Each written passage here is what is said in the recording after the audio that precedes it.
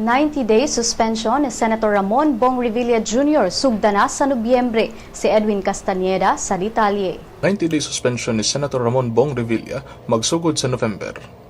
Kini sa kasong plunder and graft charges bato kaniya kabahin sa pagdawat o kickback sa pork barrel scam.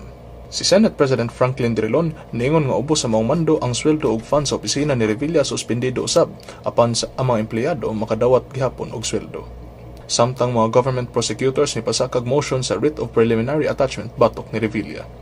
Ang grupo nga gipanguluhan Deputy Prosecutor John Torralba nihangyo sa Sandigan Bayan nga mo-issue og garnishment order aron makuha ang giingong kickbacks ni Revilla nga mokabat og 224.5 million pesos.